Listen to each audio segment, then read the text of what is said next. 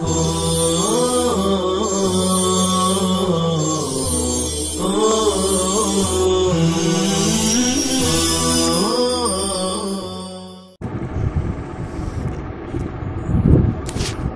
الله الرحمن الرحيم. القاعدة الثانية: قبول الجرح المبهم إذا خلا الراوي عن التعديل المعتمد. قال الحافظ ابن حجر رحمه الله في نزهة النظر على صفحة 44 و100: فإن خلا المجروح عن التعديل قبل الجرح فيه مجملا غير مبين السبب إذا صدر من عارف على المختار، لأنه إذا لم يكن فيه تعديل فهو في حيز المجهول، وإعمال قول المجرح أولى من إهماله. القاعدة الثانية، دوسرا قاعدہ. پہلا قاعدہ یہ بیان کیا کہ جرح مفسر مقدم ہے تعدیل سے، اور جرح مبہم ہو تو پھر تعدیل مقدم ہے. اس کی مثالیں پیش کیا. اب دوسرا قاعدہ بیان کر رہے ہیں. القاعدۃ الثانیۃ: قبول الجرح المبہم، جرح مبہم کو قبول کرنا اذا خلا الراوی عن التعدیل المعتمد، جبکہ راوی خالی ہو قابل اعتماد تعدیل سے، قابل اعتماد تعدیل سے.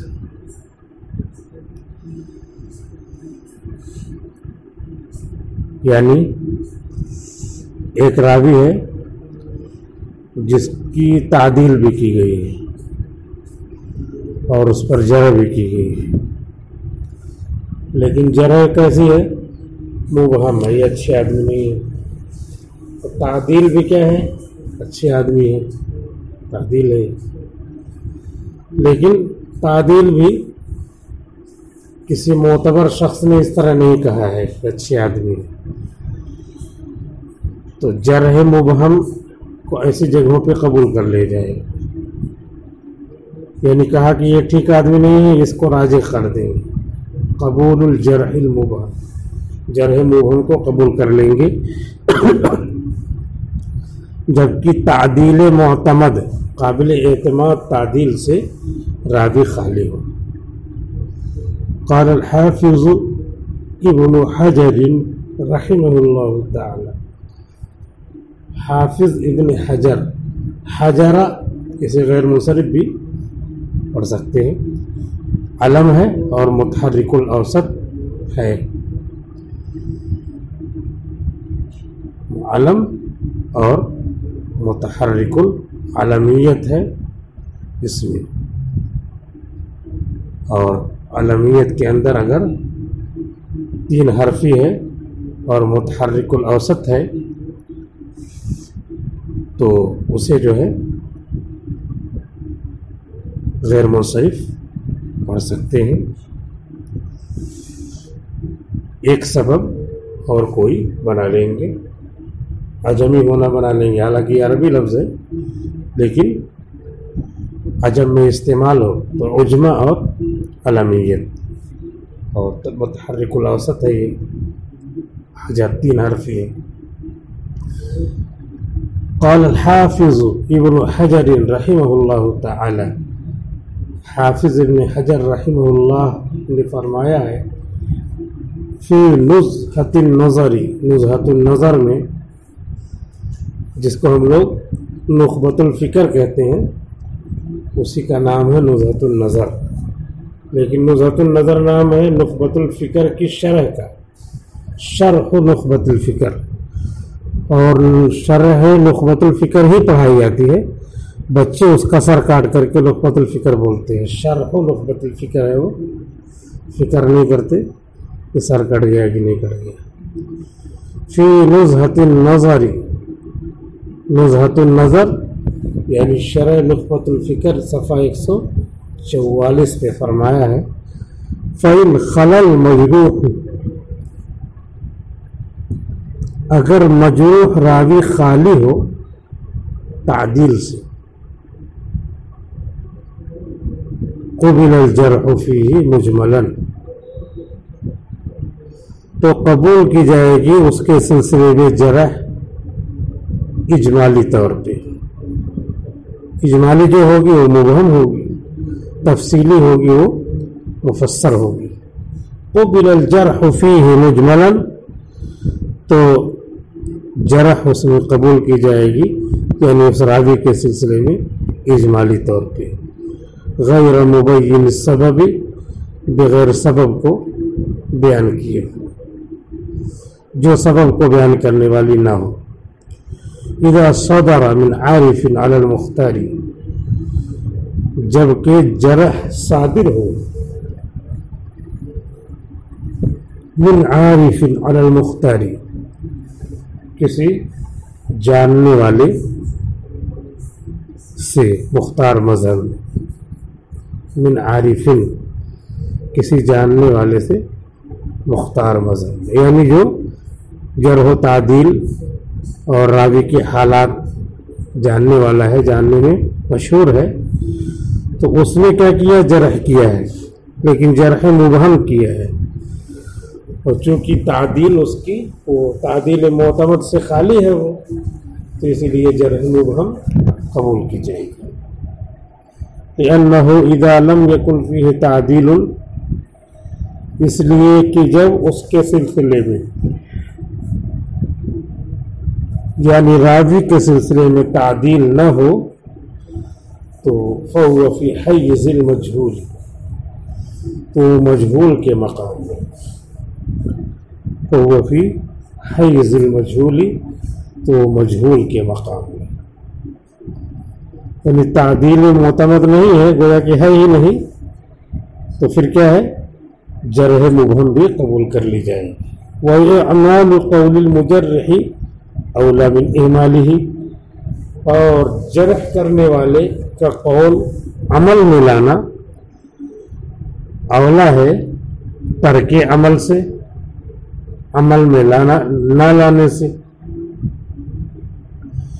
یہ شرح نخبۃ الفکر کی عبارت نقل کر کے قاعدے کے لیے دلیل بیان کر دیا۔ قبول الجرح المبہم اذا خلا الراوی عن التعدیل المعتمد، اس کے لیے ان کی عبارت کو استشہاد کے طور پہ پیش کر دیا ہے۔ شرح القاعدۃ، قاعدے کی شرح۔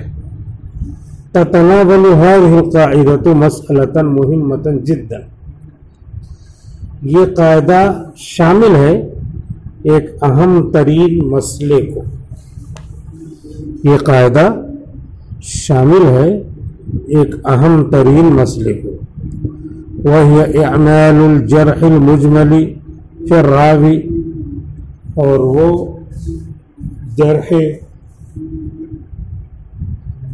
مجمل کو عمل میں لانا ہے راوی کے سلسلے میں، اذا لم يعارضه تعدیل معتمد، جب جرح مجمل سے متعارض نہ ہو قابل اعتماد تعدیل، قابل اعتماد تعدیل۔ اس سے پہلے کیا کہا؟ اس سے پہلے یہی کہا تھا کہ اجمالی جرح ہے، مبہم جرح ہے، اور اس کے سامنے تعدیل بھی ہے لیکن قابل اعتماد نہیں، تو پھر تعدیل کا اعتبار نہیں کیا جائے گا، جرح کا اعتبار کیا جائے گا، اگرچہ بغیر دلیل کے وہ ہو، بغیر تفسیر کے ہو، اجمالی اور مبہم ہو۔ کیوں؟ علامہ ابن حجر عسقلانی شافعی کی عبارت سے جو شرح نخبۃ الفکر میں انہوں نے ذکر کیا ہے وہ فکر ہے، فکرتن جمع فکرن، اس کو لوگ فکر پڑھتے ہیں، نخبۃ الفکر. تو فکر نہیں کرتے کہ ہم غلط پڑھ رہے ہیں، فکر نہیں کرتے کہ ہم غلط پڑھ رہے ہیں، فکر ہے نہ کہ فکر. تو اسی کے بارے میں بتا رہے ہیں کہ علامہ ابن حجر عسقلانی کی عبارت سے دلیل مل گئی کہ جرح مبہم مقدم ہے تعدیل غیر معتمد سے. تعلیل معتمد سے خلو یعنی تعدیل غیر معتمد، تعدیل معتمد سے خالی ہو یعنی اس کے اندر تعدیل غیر معتمد ہو. تو پھر کیا ہوگا؟ جرح مبہم کو مقدم کریں گے.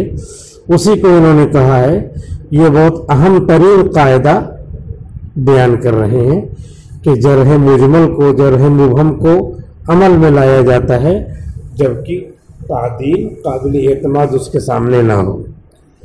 وَنَقْصِدُ بِالتَّعْدِيلِ الْمُعْتَمَدِ، اور ہم مراد لیتے ہیں، ہم ارادہ کرتے ہیں، قصد کرتے ہیں، نرید مراد لیتے ہیں.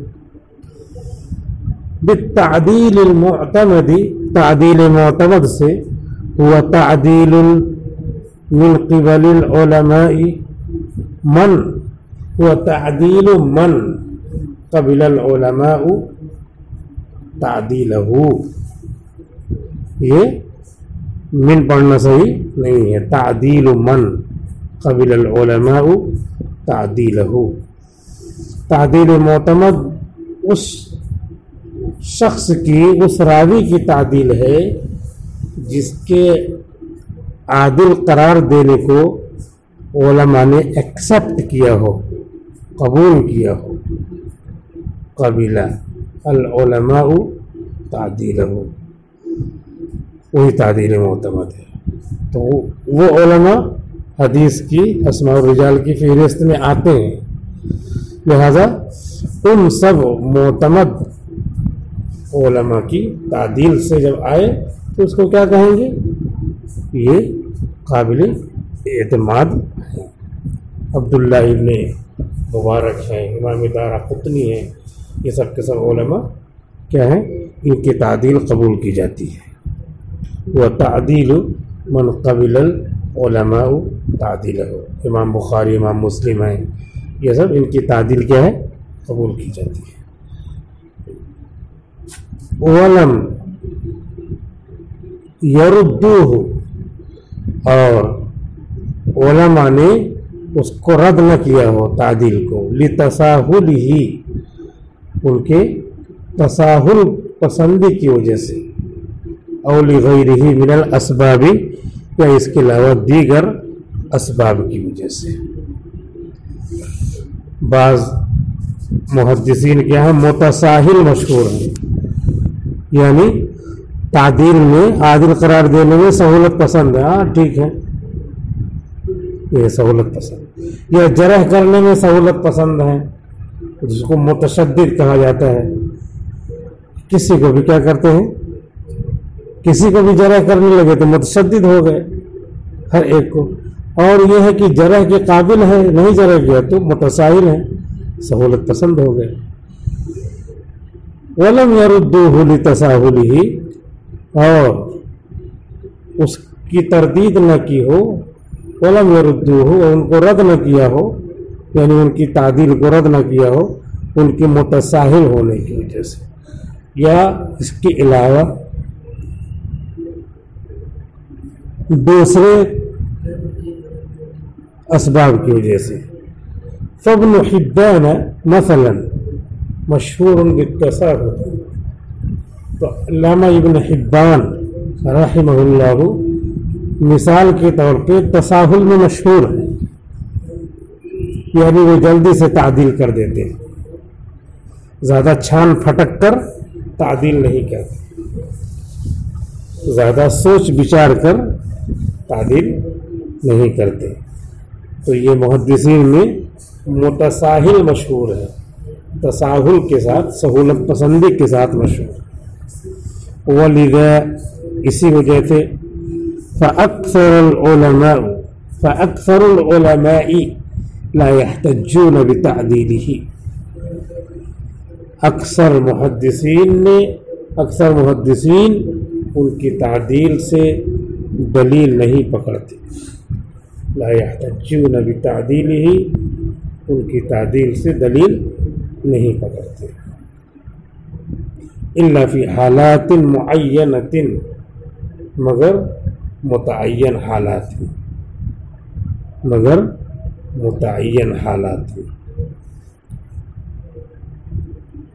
سوف یاتی ذکرها، جس کا ذکر ان قریب آئے گا.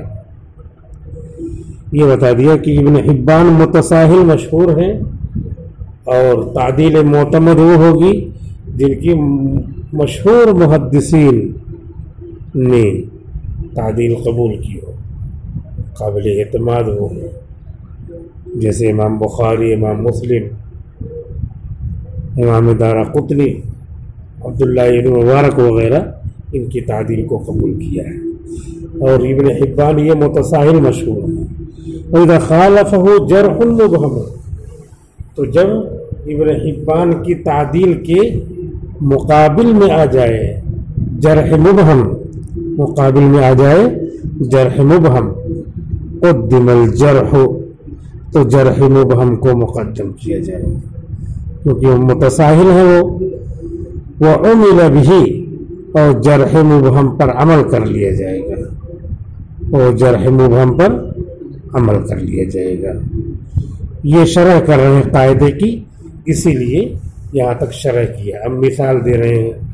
مثال عبداللہ ابن معمر، عبداللہ ابن معمر ہیں.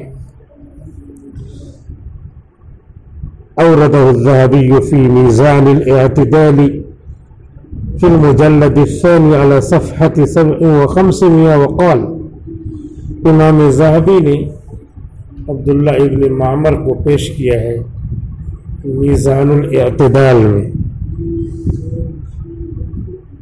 جلد نمبر 2 صفحہ 507 پر. وقال لہ عن غندر خبر باطل، ان کے لیے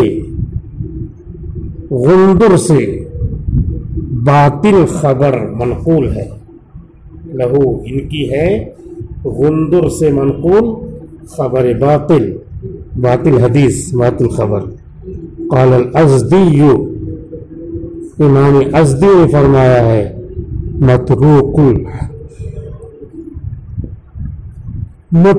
الحدیث، عبداللہ ابن معمر متروک الحدیث ہے. یہ مثال پیش کر دیا کہ امام ذہبی نے میزان الاعتدال میں یہ عبارت نقل کی ہے کہ امام ازدی نے عبداللہ ابن معمر کو کیا کہا ہے؟ متروک الحدیث کہا ہے.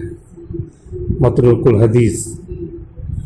اب متروک الحدیث کیوں ہے؟ وجہ نہیں بیان کیا ہے، تو یہ کیا ہو جائے گا؟ جرح مبہم ہو جائے گا. تو عبداللہ ابن معمر کے اوپر جرح مبہم کیا ہے. اوردہ الذہبی فی میزان الاعتدال، میزان الاعتدال میں امام ذہبی نے جلد نمبر 2 صفحہ 507 میں کہا ہے لہو ان غندر خبر باطل قال الازدی متروک الحدیث. یہ متروک الحدیث جو کہنا یہی جرح مبہم ہے. قلت قول الازدی فیہ جرح مبہم، میں نے کہا ہے کہ ازدی کا قول معمر ابن معمر کے سلسلے میں فیہ ای فی عبداللہ ابن معمر، عبداللہ ابن معمر کے سلسلے میں جرح مبہم، جرح مبہم الا ان اعمالہ مع خلو الراوی عن التعدیل اولا، مگر یہ کہ ازدی کی جرح کو عمل میں لانا، الا ان اعمالہ، مگر کہ ازدی کی جرح مبہم کو عمل میں لانا مع خلو الراوی، راوی کے خالی ہونے کے ساتھ تعدیل سے، راوی کے تعدیل سے خالی ہونے کے ساتھ اولا زیادہ اچھا ہے۔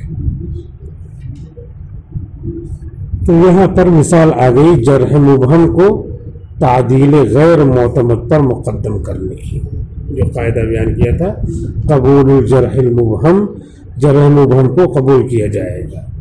تو ازدی نے کہا ہے عبداللہ ابن معمر کے بارے میں متروک الحدیث، تو اس کی وجہ نہیں بیان کیا تھی، یہ جرح مبہم، اور عبداللہ ابن معمر تعدیل معتمد سے خالی، لہذا ازدی کی جرح کو قبول کیا جائے گا۔ یہ مثال دے کر کے قاعدے کو مبرہن مدلل کر دیا اور اپنی بات کو پیش کر دیا مضبوطی سے۔ السلام علیکم ورحمۃ اللہ وبرکاتہ۔